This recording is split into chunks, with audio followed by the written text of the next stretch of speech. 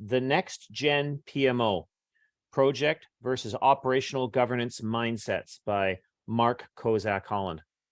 Dr. Kozak-Holland is a brilliant researcher, written multiple books on project management, business analysis related topics, using a lot of our modern BA and PM techniques, even OCM techniques, to look at historical situations to see what we can learn from them and apply in our modern world. So his presentations are always fascinating because they're peppered with stories of how things actually happened in past projects you might be familiar with.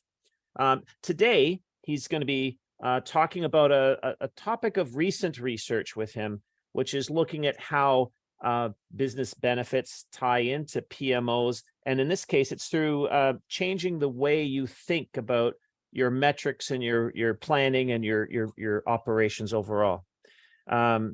Mark, take it away.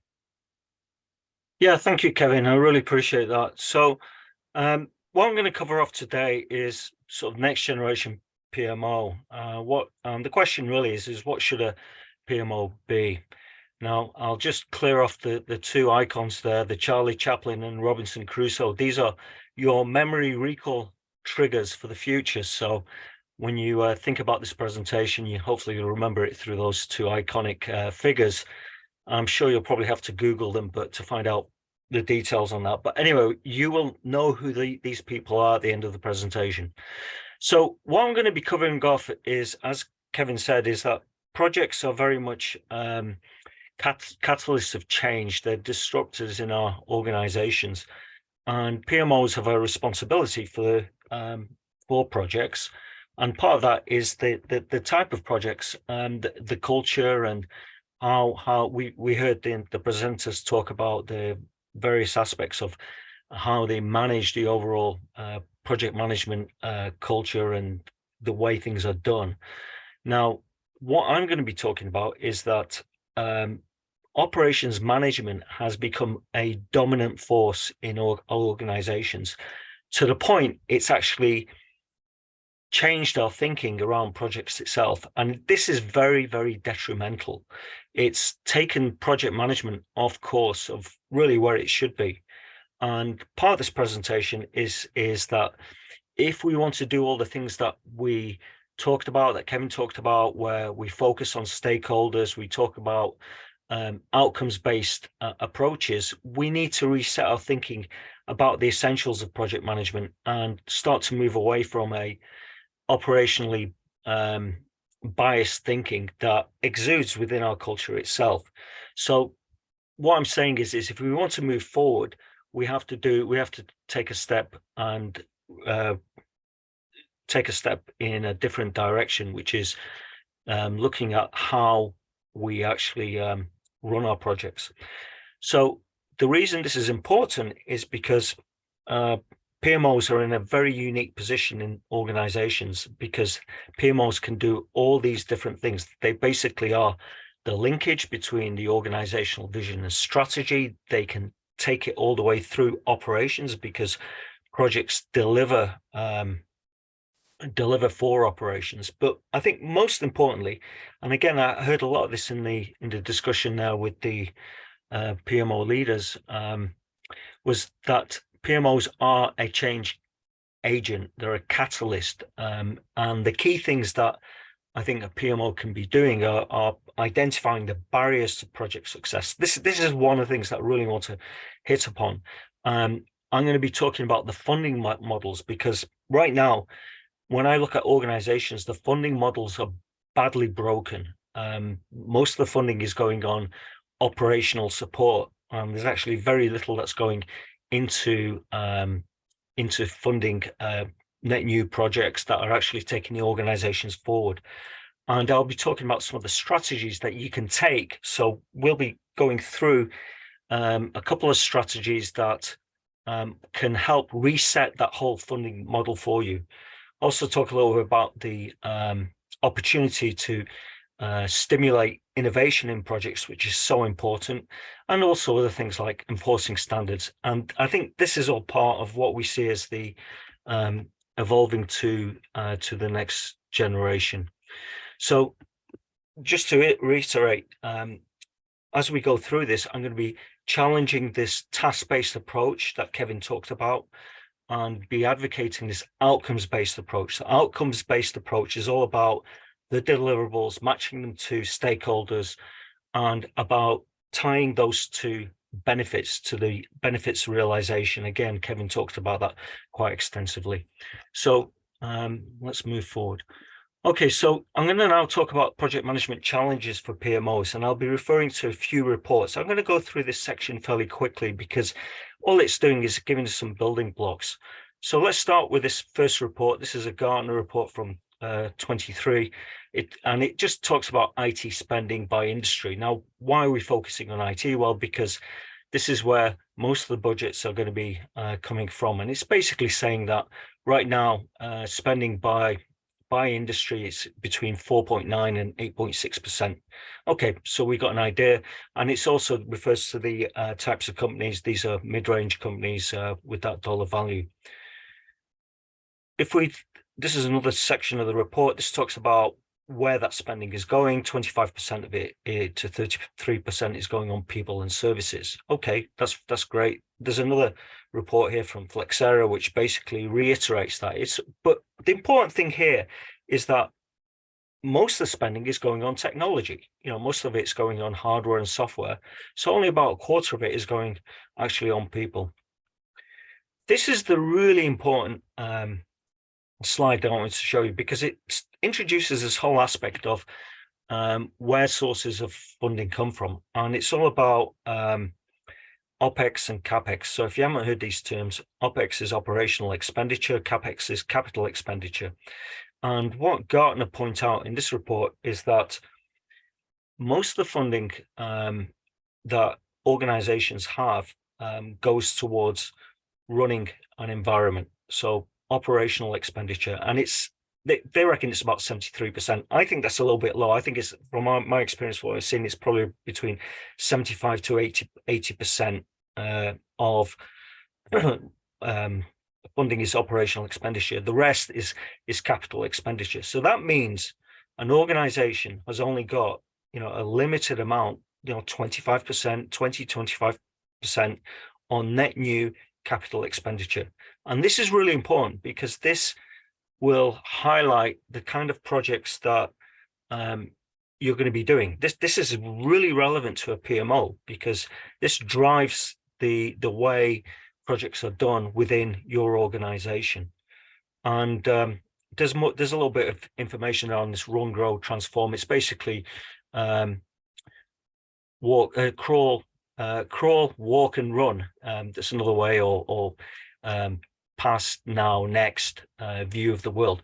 But if you look at it, you can see that the run is the maintaining the current business capabilities, and this is where most of the money is going. And the projects that are being pushed out, the majority of them are probably going to be related to run, because that's where the funding is. Let's switch tack now here, and let's talk about transformation. So I'm talking about, this research is digital transformation, but we can kind of refer to transformations generally.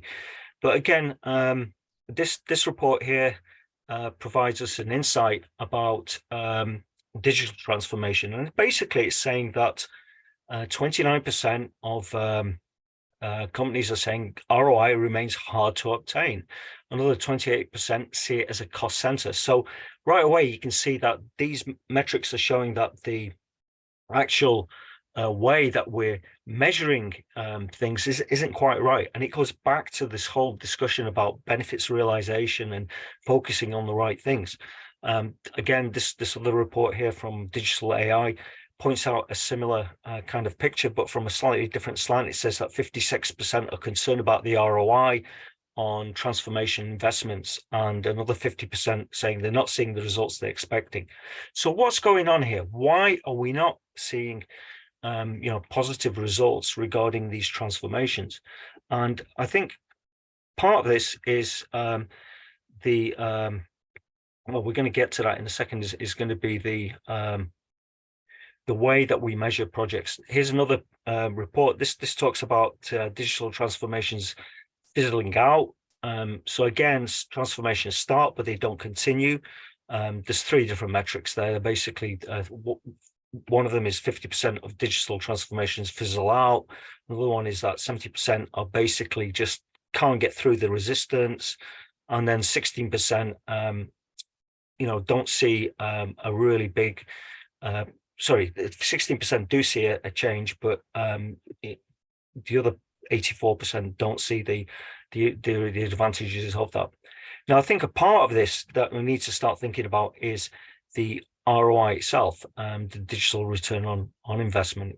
Is it in reduction labor costs, material costs, or more importantly, opportunity costs, right? Are we actually taking advantage of the opportunities that come with a transformation? Transformations are difficult, though. Well, we'll talk about this in a second, but they take effort to kick off, and they're a big investment.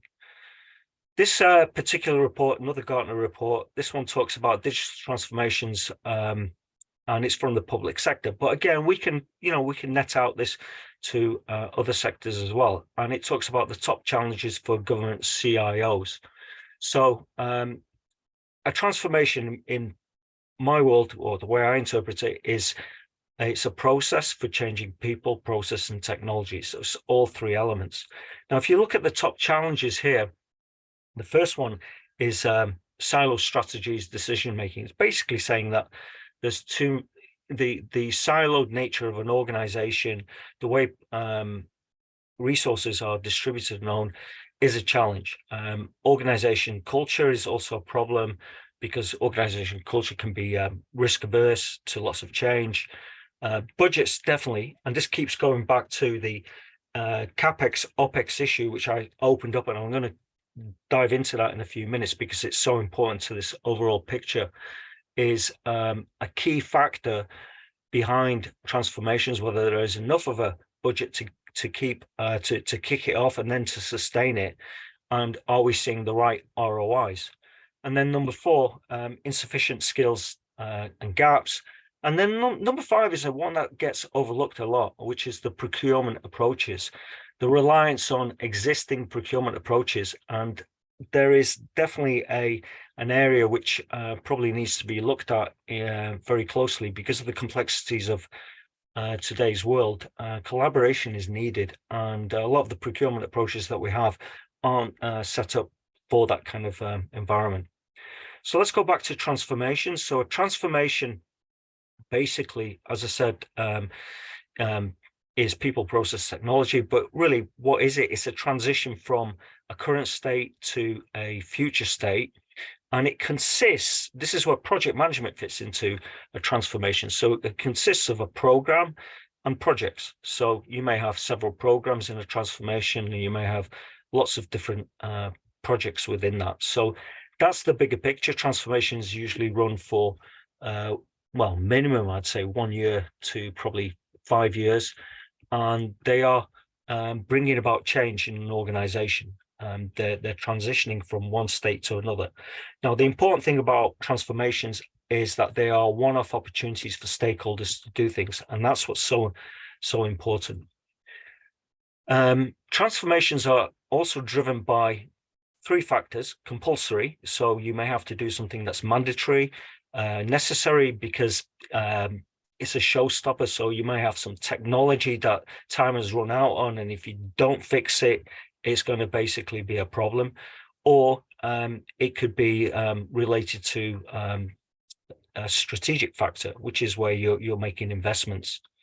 Transformations, as I say, go beyond projects. They all need ideation and innovation. Now, this is a big problem if the culture of an organization has operationalized projects, because it doesn't give it the time and space.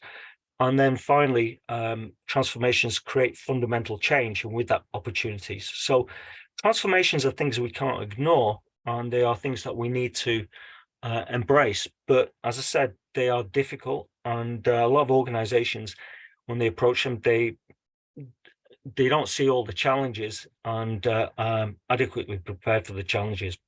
So let's go to probably what I think is one of the biggest challenges is, and this is a barrier to project success, is the existing environment. A lot of us in the project management world, we don't really pay a lot of attention to some of the aspects that I'm going to be talking about here, but they are incredibly important because they can very much slow down transformations or projects.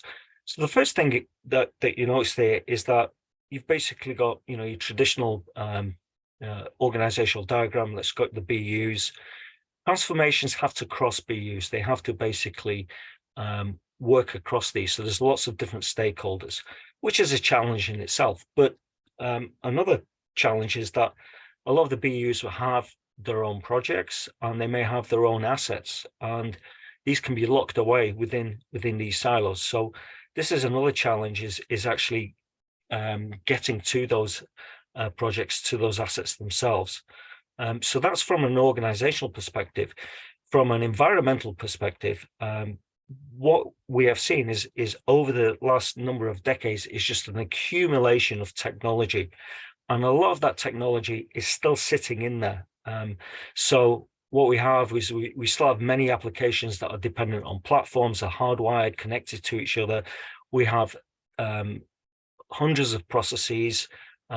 Many organizations can have anything between 500 to 1,000 applications. And what we see with that is this huge accumulation of technical debt where problems are basically not dealt with immediately. They're just sort of left. And this is why the budgets of most organizations, as we saw, operational expenditure is so high, because it's going on supporting these incredibly expensive and operationally focused environments that aren't really moving forward. And that's why up there it says complex and relatively static. There's relatively little change, and the complexity of this is absolutely huge. So this becomes a major ball and chain or a barrier to project success going forward. So the landscape, as we said, OPEX dominates CAPEX, and we've got this ball and chain that sits in the actual environment itself. So most projects that are actually initiated in organizations are for operations. They're for keeping the lights on, and they're for fixes, right? So it's all about short-term horizons, incremental improvements. They don't have a lot of visibility from the senior management, and they're not actually doing a lot with reducing the technical debt. The technical debt is still mounting. CapEx projects, which typically you would see for a transformation, much smaller budget, they are trying to deliver something new, strategic factors. They do get the visibility, but here's the problem. The problem is that they're wholly dependent on that operational environment. And if that operational environment, very typically it can be disparate because it's owned by the silos. It's very much metrics driven because it's all about operations. But also the other things about it is that it could be unarchitected. The architects haven't gone into that environment and tried to bring some structure to the chaos itself. And they're inhibited by technical debt and complexity of operations as well. The other aspect I wanted to touch on was, Gartner talked about this a little bit earlier, was about the procurement approaches. So most organizations have got a procurement arm. The challenge with that is procurement is absolutely critical to transformations, because you need to be able to collaborate with vendors that could be bringing effective solutions that could actually drive some of that change. And typically, procurement, requires a large team to administer. You may be pushing out a lot of requirements to these teams, but the actual process itself is lengthy. It can be very lengthy. It can be up to, say, 27 weeks in this particular sample. And there's very little time that's left for research of solutions that are out there and collaboration for actually trying to find the right solution.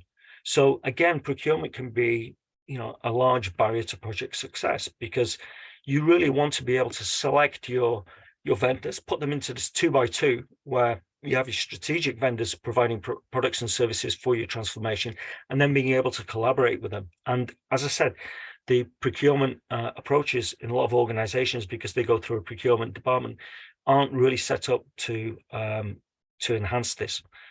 So going forward, the main problems in initiating a transformation in an organization is it is difficult to do because it's a massive change, and trying to get things off the ground, with a limited budget, as I said, with the CapEx, the environment, the as-is environment could be very poorly documented. In most cases, there have been attempts to architect it, but it's still could be a big challenge.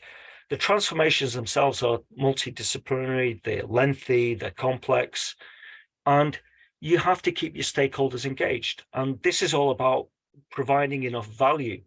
So how can you get that value to these stakeholders, and continue to give that value? And this is where this whole outcomes-based approach and vendor business realization management is so important. And then finally, procurement, we just talked about that, finding the right solutions, efficiently engaging and collaborating with vendors, and then leveraging those assets, the assets from other projects, resources that are scattered across the enterprise that could be useful to a particular transformation. So these are the main problems. Okay, so let's look now at our ability to deliver projects. And we talked about this a little bit earlier about our operational view. Now, again, a little bit lighthearted, but our contemporary world is grounded in a legacy from the 19th century, which is related to the production line. So, Charlie Chaplin's Modern Times that came out in the 1930s is a very good sort of reflection of this whole production environment. But what it's done is this whole approach has manifested itself into our business world. And it started at the beginning of the 20th century through the first business schools. You see there, Henry Ford and Frederick Taylor. So Taylor was the time and motion guy for Ford and helped him set up all his factories. They became advocates for this whole time and motion approach, and taught it within the business schools. And as a result, operations management became the key discipline of the time. Everything was about, looking how you produce something and then trying to squeeze the time elements out. And that, I would say, that's probably one of the major forces in business throughout the 20th century, and it still exists with us today. You can see it. Kevin was pointing out to the original PM book, 1984. It's all based around processes. It was about 10 different process areas, so you can see this philosophy behind it. And if we actually take a step back and say, well, what is a project? We're really blind men sort of in the dark, trying to figure it out. So you've got this the parable of the elephant and the blind men, and they all have different views of what the project actually is. Is it one's looking at the trunk and he thinks it's a snake, another one's looking at the tusks and thinks it's a spear. So the point is what is a project? And we have got an extremely process-centric view of the world that came out of this whole operations view in the early part of the 20th century. And as a result, this is the problem now fundamentally that we are left dealing with, is that most organizations have operationalized the project management because it seems the normal thing to do. So a lot of organizations have struggled with project management, where to fit it into the enterprise. And because they have operations already running, they put it under that. So what happens is if you start to operationalize project management, your overriding priority is on delivery in time, maybe budget. It's the triple constraints. Why? Well, because operations are understood by most organizations. They're really the backbone of the way most organizations are run. They basically deliver services, but they do it in this operational production line fashion. And as a result, they're easy to control. So if you take projects, and projects can be unreliable because projects are about people, why not run them like an operation? So what happens is projects are then transformed into tasks. And what that does is it basically takes out any ambiguities because you're dealing with known elements. So you're taking away anything to do with exploratory reflexive functions. Now you might think, well, what's the big deal? Well, it is a big deal because that is a fundamental characteristic of project management. I'll go into that in a few minutes. But the other side to it is that you're not allowing for any possible mistakes. So what effectively you're doing is you're taking a square peg and you're fitting it into a round hole. You're operationalizing something. Now let me show you why I'm going to get to why this is such a problem, because operationalized projects that follow this production line mentality are good at implementing things, but that's it. There is very little left that you can do. So, for example, if you have to explore something, there's no room for it. There's no room for innovation. We talk about, well, let's introduce innovation into a project, but a project manager is going to turn around and say, no, I'm not going to put that in because that's dealing with something that could take the project off course, and I'm not going to deliver it on time, right? Or I don't have the budget for it. So the resistance to any kind of changes are going to be very high. In a transformation, operationalized projects do not have the flexibility to accommodate unexpected changes. And the bigger thing, and this is where it really is important for stakeholders, is that you have opportunities that get identified within a project. They get either missed or ignored because they don't fit in with the particular schedule, right? So selected projects for a transformation, you need, for a transformation, the ability to be able to take on different opportunities. This is the funnel, and be able to take different ideas and be able to work with those in terms of working what the best benefits and realization would be for a set of stakeholders. So let's explore this a little bit more. If we take operations on the left and projects on the right, and we look at what operations are. So operations are permanent organizations. They look back in time in terms of looking at what have you delivered, how can we improve it. They're about steady state operational routines. Let's look at what a project is in these characteristics. Well, a project is a temporary organization, right? And it leans forward in time. You're trying to do something new in terms of delivering something for the organization. They're not steady state. They're non-equilibrium, and they don't follow or shouldn't follow operationalized routines, because what you're doing is you're dealing with stakeholders, you're dealing with ideas. You should be able to take feedback from all sorts of places. It's not about keeping the lights on, it's about discovery, and it's about illumination. And it's not about measuring to improve. It's far more orientated around what are the stakeholders in the organization trying to do? How can we improve it for the stakeholders? Effectively, projects aren't stable. They shouldn't be stable because they're going into the unknown. This is the whole aspect of project management. It's about dealing with the unknowns. Operations doesn't know how to deal with the unknown. That's why it tries to routinize everything, whereas projects are all about the unknown. And if they are about the unknown, they're about uncertainty. They're soft versus hard, and they are variable. So when you actually take a step back and look at the two, they are polar opposites. And yet we try and run our organizations projects as operations. So this is a very, very important message, because stakeholders clearly need to understand this, that there's a vast difference between the two.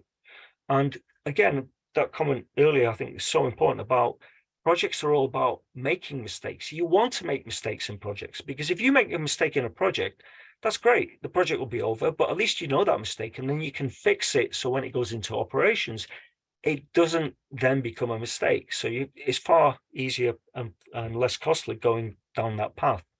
So projects aren't an extension of operations. They are intention, because they're the polar opposite. So in operations, you usually work inside the organization. Projects go beyond. Processes are exploratory versus routinized. It shouldn't be hierarchical. It should be collaborative. It should be about finding the unknowns. Your rule sets really are about reflexivity, because it's trying to find new ways of doing things. and it's about one-off problem solving, innovation, and so on. So these are the big differences between the two. And if you start to operationalize your projects, you lose all that. You're basically running an operation, and it takes it away, and that is a big loss for organizations. Now, we've been running projects for 5,000 years, maybe longer. Projects have been around, and before the industrial age, before the 20th century, we did have a lot of projects. And it's interesting because Daniel Defoe, very famous author of Robinson Crusoe, the castaway on the island, he's the original castaway. Defoe wrote a paper about projects. He visualized a projecting age, and this is way before the industrial age. He actually wrote this essay on projects. And if we actually take a look at this essay, he's a visionary because he's talking about projects. Projects deal, this is a book that I wrote, Kevin referred to it a little bit earlier, so I kind of went into this quite a lot. But when I actually looked at the history of our projects, we've had projects since, you know, the Egyptians, the Greeks, you know, Romans, and so on, and we've been running projects since then. Now, what Defoe in his treatise came up with was that projects are basically about delivering something new. It's very obvious that it's outcome based. It's not time based. You know, it doesn't really matter. Time doesn't matter so long as you are delivering something for your stakeholders. And along comes the Industrial Revolution in 1870. Well, it started before that, but anyway, 1870, and it changes the business world. It changes it from an outcomes based to what we call a task based, which is very operationalized. So we have a world that's before that, before the Industrial Revolution, which Defoe defined. Now we're in a world which we call post-industrial. And I'm now going to go into some of the best practices that we have adopted at Procept and that advocate for this outcomes-based approach. And I'm going to go through that, and I'm going to talk a little bit about some of the techniques we've used and also some of the software that we've been able to apply to these approaches. So what is the right approach to project management? I would argue that the way the PMI is shifting, the way IPMA, Kevin again referred to that, is that we need to be thinking about a outcomes-based approach. The operational approach, which is being applied to projects, is really a relic of the industrial age, and it's not a fit for purpose model for today's world, right? And we saw that with the agile revolution, but that doesn't quite get us completely there. So outcomes based is a big step forward, and transformations, as I said before, are very important to organizations because they're a one-time opportunity to do something, and aligning project management to deliver that. And we see the evolution in PMI. Kevin talked about that, about the roles of the BA and the role of organizational change management, how that's come in and is supporting this outcomes-based view, and also business realization management. Now, the PMO, as I said, is in a very unique position within organizations and can basically have a big influence. And the influence there really is in shifting the thinking, especially a lot of stakeholders, you know, they perceive projects to be, well, it's basically a schedule. You go and define a schedule. Well, it's not. You know, projects are people based. They should be revolving around stakeholders. They should be revolving around the outcomes that are visible to a stakeholder. The stakeholder should be able to see the benefits as they are coming out of the project itself, and be able to support it from that perspective. And I'm going to show you examples of that. Also, the other aspect of the PMO, which I think is very important to mention about this right now, is that innovation, as I said, is difficult to drive into projects. In fact, in an operationalized world, it's almost impossible. So again, PMOs could take the lead in trying to drive out innovation, working hand in hand with projects. So basically, working through the project lifecycle from the strategic front end. This is the critical part of it. PMOs should ensure that innovation tries to occur in the cycle.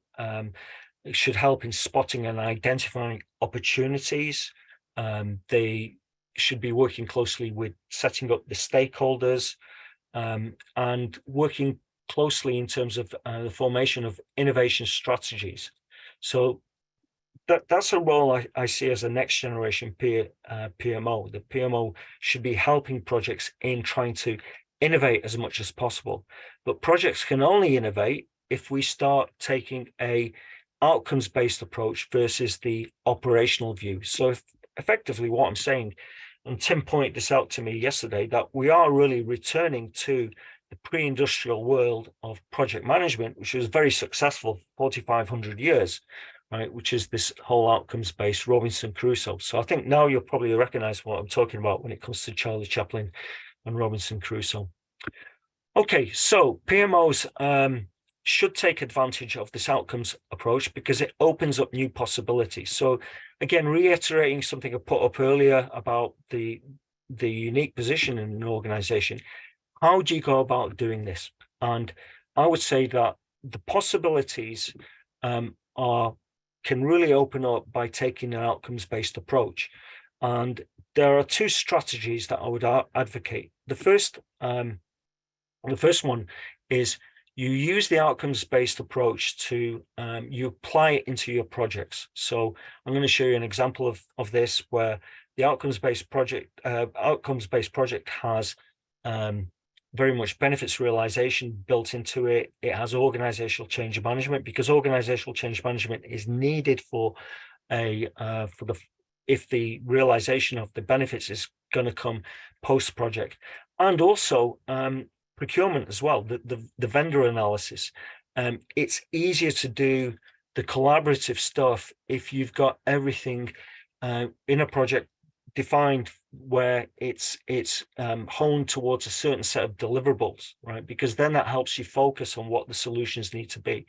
Now, the other aspect about strategy number 2 is really taking the concept of the outcomes-based approach, which is really a chain of artifacts that are pulled together. I'm going to show you that in a second in the slide, and then using that to help shift the spending from OPEX to CAPEX. And the way to do that would be through certain initiatives like application portfolio management, like enterprise architecture, and like enterprise asset management. So these were 3 major challenges that we talked about. So these are wrapped into strategy number 2. So let's start with strategy number 1. So number 1, basically task-based approach, which is, we talked about this quite a lot already, about the focuses on the schedule, you get lost in the weeds, it's not linked to the deliverables or benefits tightly.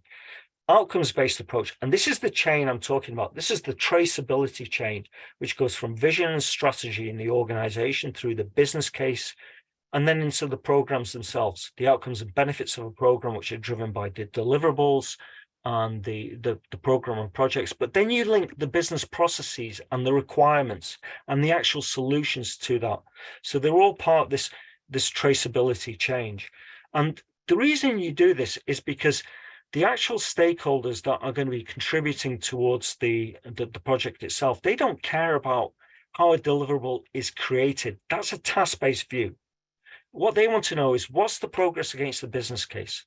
What's the threat level to the organization against, with an intended benefit? Is it going to get knocked off course? What's the progress against those business goals? And what are the contributors to project status at the deliverable level? So BRM is a key part of this because it ensures the strategic goals of a project are translated into the planned benefits. And then, as we said, OCM continues this. Well, first of all, OCM helps engage the stakeholders early, but it continues that relationship post-project. So if we go and look at this outcomes-based approach in a bit more detail here, you can see here that we've gone from the vision strategy, and this whole approach ensures that deliverables are evaluated on their value rather than just the cost. But the decomposition is critical here, because the decomposition starts to highlight the interrelationships between the different artifacts, and it also starts to address some of the complexities that can come in.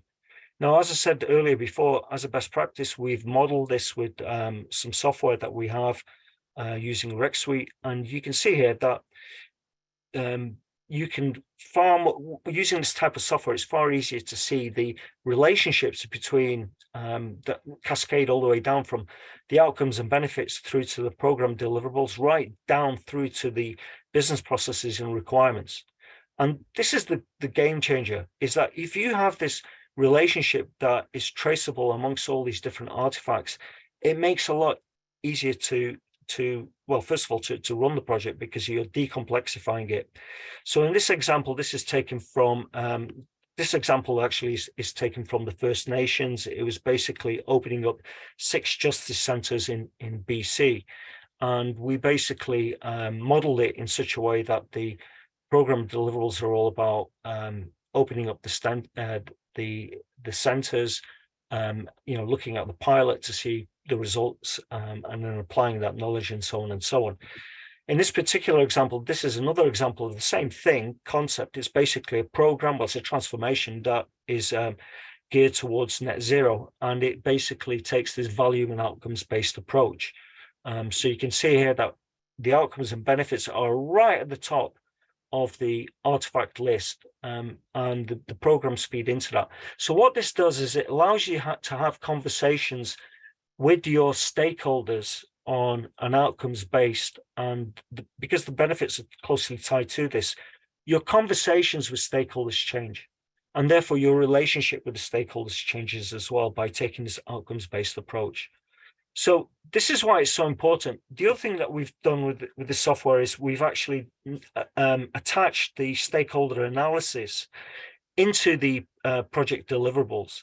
And what that does is it now links the business requirements to stakeholders, and these can then be explored in what we call business impact assessments that we do in organizational change management. And what we can do is we can also then start to get into this discussion, because we've got the project deliverables closely tied to the stakeholders. We can get into discussions on the metrics. Now, the metrics really ought to be coming out the stakeholder world. They are not project metrics. They are metrics within the context of that stakeholder world, and they should be tied to the strategic goals of the project. Now, it's outcomes based, so it becomes very much about what the deliverable of that particular project is. And by tying in what we've done here is we've taken this 2x2 matrix, which shows you which stakeholders to focus on. So the red is the engaged, that's what we want. What we've got here is we've got a Kanban view of where we've linked as you can see, this is our stakeholder analysis. These are all the different stakeholders. We've linked them to the principal deliverables, right? So the stakeholders in Engage are the ones that are really linked to the highly important deliverables. So we can keep an eye on the deliverables and make sure that we're meeting the stakeholders' expectations. Now, what metrics do we use for project management? Well, for reporting, we've had some discussions on this. In a task-based world, it's all about schedules, it's about productivity, it's about change requests, it's about profit and loss and so on. In the bigger picture, for an outcomes-based approach, it's a different view. It's about business outcomes. It's about stakeholder engagement and adoption. It's about the ratio of converting ideas. It's about running pilots and testing out those ideas. It's about prototyping. It's really all about trying to get to an outcome that is high in value and that brings benefits to the organization. So this is the kind of reporting that I would advocate very much with this outcomes based. And again, I think this is something for next generation PMOs to absolutely consider. Now, an outcomes-based approach also simplifies the engagement with vendors, because now you've got your deliverables and requirements closely linked to the the stakeholders, you know which ones are important to the project. You can now start to look at the complex scenarios that need simplification, and you can invest in the right technologies and solutions based on changes that you can make in the we're going to get to this in a second about the enterprise architecture, but in this particular view here, what we've done is we've linked the requirements to a vendor analysis. And as you can see here, the vendor analysis is driven by the response of vendors to sets of requirements that we send out. We collaborate with them.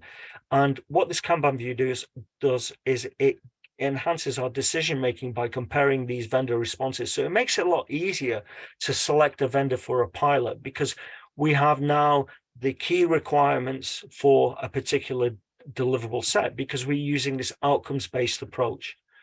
Okay, strategy number 2 is basically how can we start to shift this spending from OPEX to CAPEX. So it's all about trying to better leverage assets. It's about trying to initiate transformations. And we have to deal with that technical debt and the ballooning infrastructure costs. We have to try and reduce the costs of day-to-day operations, and the other aspects like slow procurement and so on. So how do we, well, what's the goal here? The goal is really to switch these numbers around. It's really to move from, instead of 30% is on CapEx to 70%, change these ratios around. That should be a long-term goal. And again, a PMO is fundamental in driving these kind of changes, because it removes that ball and chain, or starts to reduce it. How do we do that? Well, first of all, what things can we focus on? Well, we can focus on applications.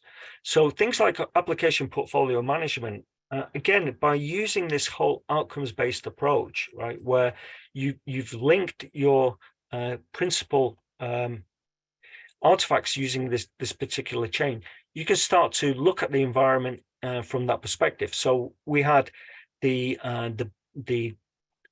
principal business processes at the top with the requirements, and then we had the application modules.